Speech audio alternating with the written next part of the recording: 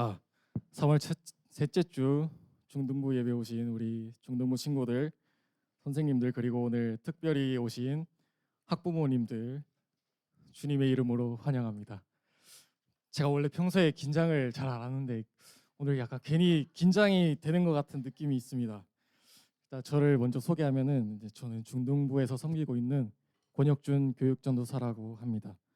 제가 이제 감사합니다. 제가 중등부에 처음 와서 했던 말이 있습니다. 제가 대구에서 와서 설교를 하다가 이상한 말투가 들릴 수도 있다. 그러면 이제 대구 사투리가 저렇구나 하고 생각해 주시면 감사하겠습니다. 제가 서울말을 연습하고 있는데 아직 잘 안 되더라고요.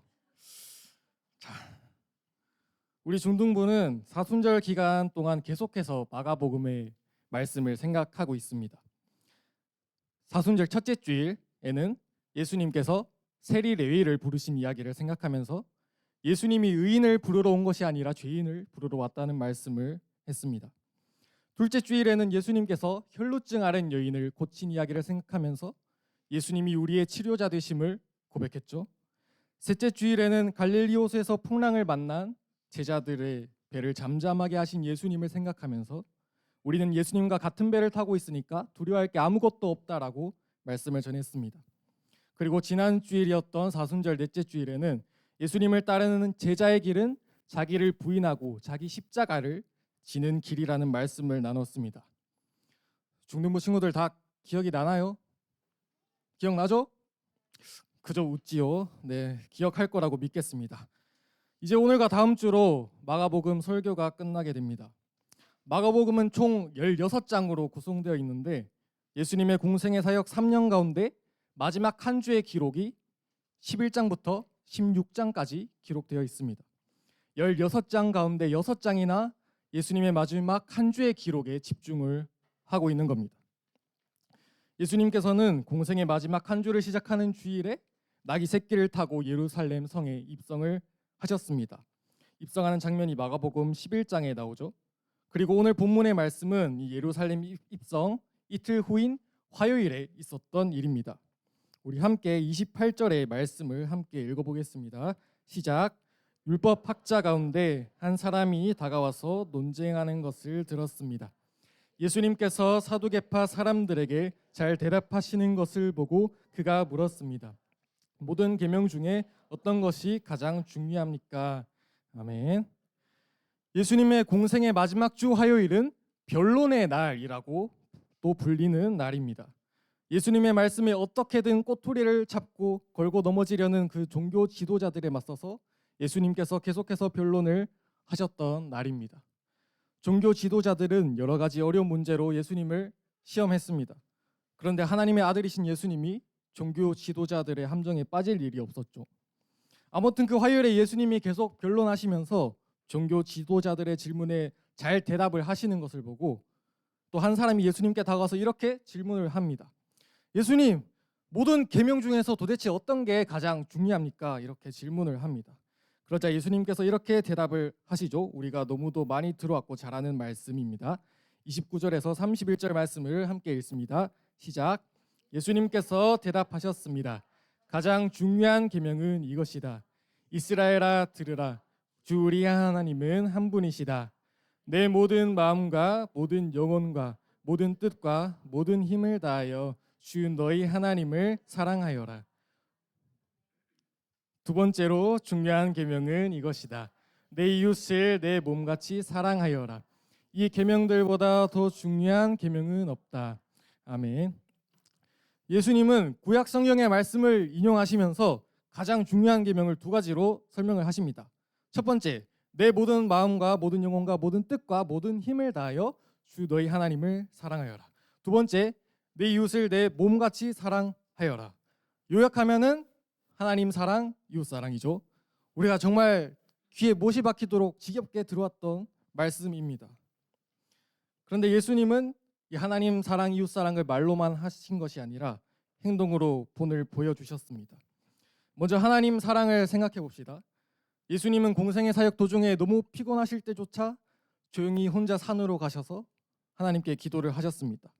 하나님을 사랑했기 때문에 가능했던 일이죠. 말씀을 정말 좋아하네요. 그리고 공생애 3년 동안 복음을 열심히 전파하셨습니다. 이것 또한 하나님을 사랑했기 때문에 가능했습니다. 다음으로 이웃 사랑을 생각해 보겠습니다. 예수님께서는 귀신 들린 사람, 나병 환자, 중풍병자 등 수많은 병자들을 고치셨습니다.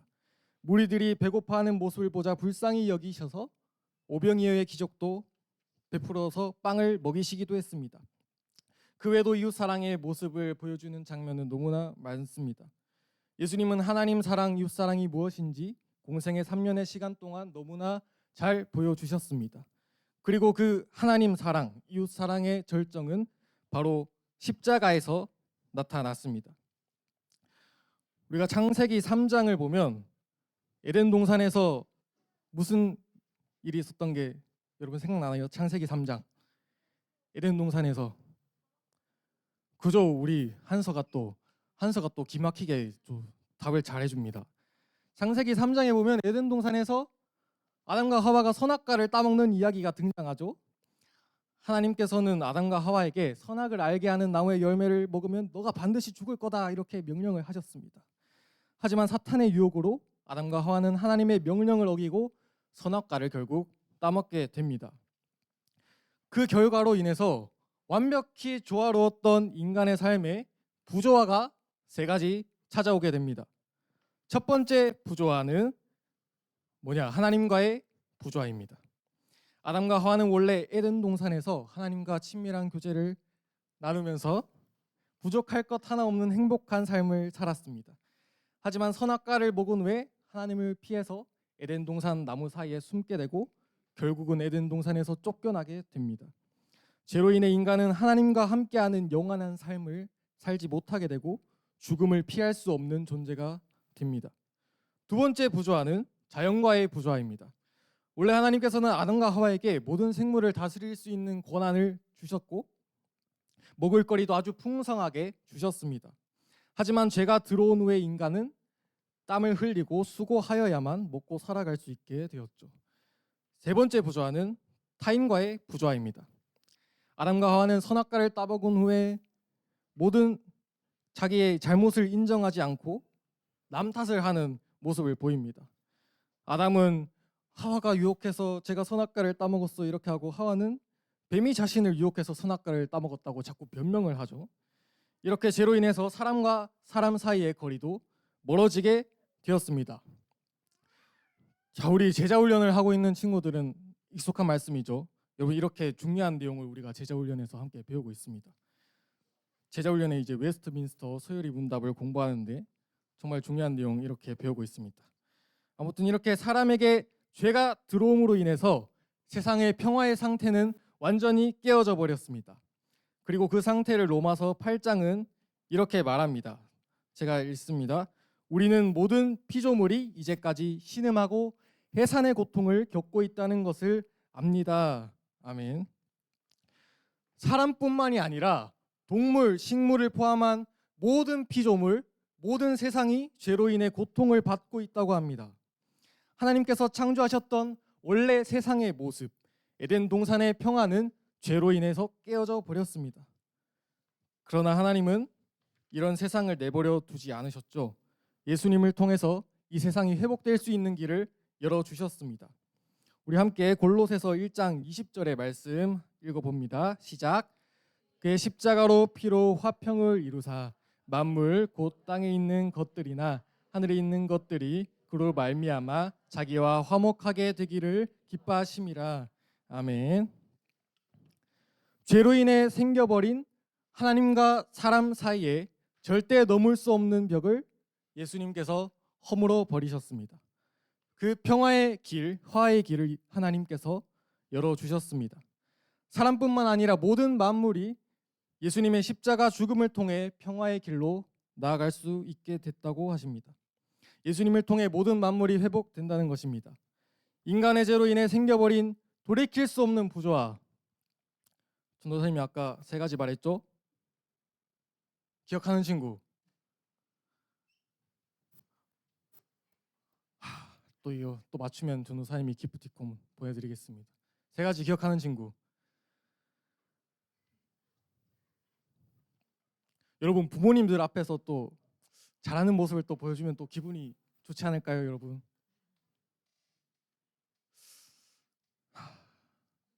아무도 없나요? 자, 지우? 그죠? 그, 와, 누가 알려줬는지 모르겠는데 정말 잘 맞췄습니다. 맞습니다. 자, 지우가 혼자서 맞춘 거겠죠? 자, 인간과 하나님 사이의 부조와 인간과 자연 사이의 부조와 인간과 인간 사이의 부조와 이 부조화가 예수님의 십자가로 다시 조화될 수 있다, 치유될 수 있다라고 하십니다. 예수님이 이 땅에 오신 이유는 바로 십자가 지기 위하였습니다. 십자가에서 죽는 것이 하나님이 예수님께서 주신 사명이었기 때문에 예수님께서 하나님의 말씀에 순종하여 십자가를 지는 것은 하나님 사랑을 보여주는 것이었습니다. 십자가에서 죽는 것이 모든 사람을, 모든 죄인을 살리는 유일한 길이었기 때문에 십자가를 지는 것은 이웃 사랑을 보여주는 것이었습니다.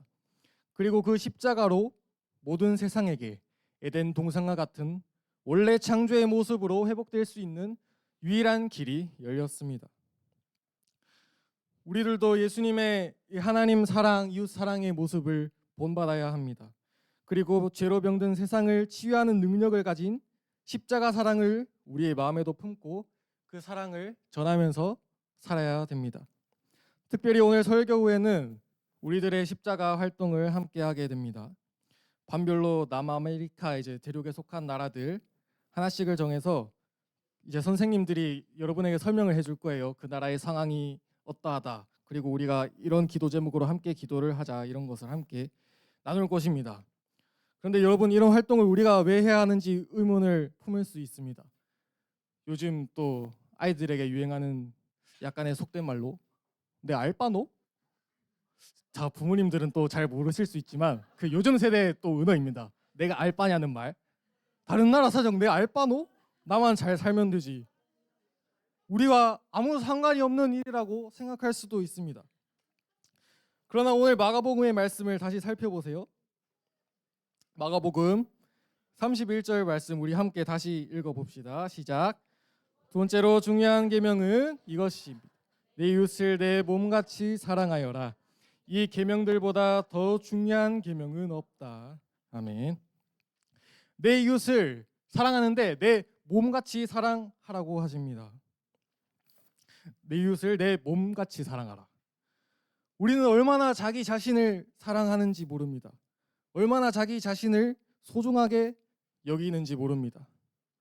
우리 흔히 하는 말로 사랑에는 두 가지가 필요하다고 하죠. 우리 어른분들, 학부모님들은 잘 아시겠지만 흔히 하는 말로 사랑에는 시간과 돈이 필요하다고 합니다. 나 자신을 위해서 쓰는 시간, 나를 위해 쓰는 돈은 별로 아깝지가 않습니다.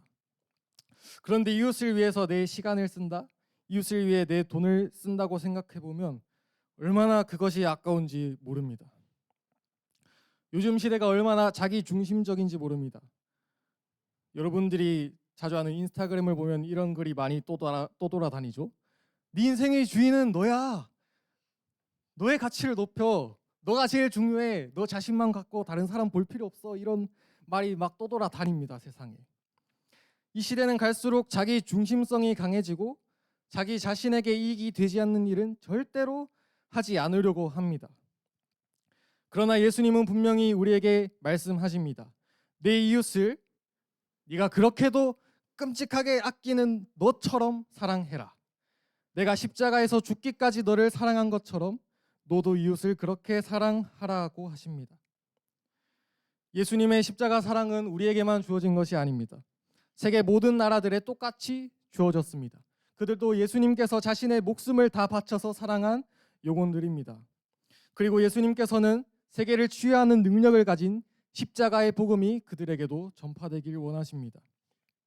우리는 이웃 사랑의 마음을 품고 온 세계를 위해서 함께 기도해야 합니다. 우리나라보다 어려운 상황 속에 처해 있는 나라들이 많습니다.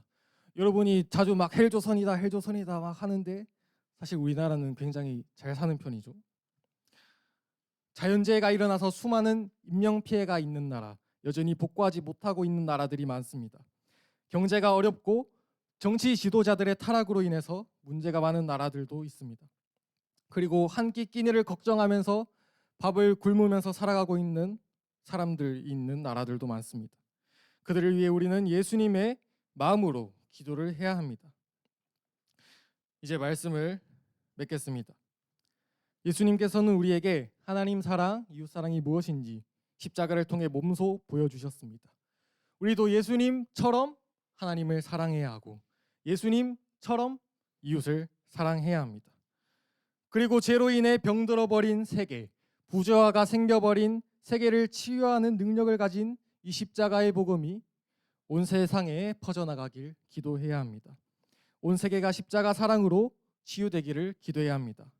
그래서 예수님의 마음으로 세계를 품고 기도할 수 있는 우리 중동부 친구들 되기를 간절히 바랍니다. 우리 이제 함께 우리들의 십자가 활동을 하겠습니다. 각 반별 선생님께서는 이제 흩어진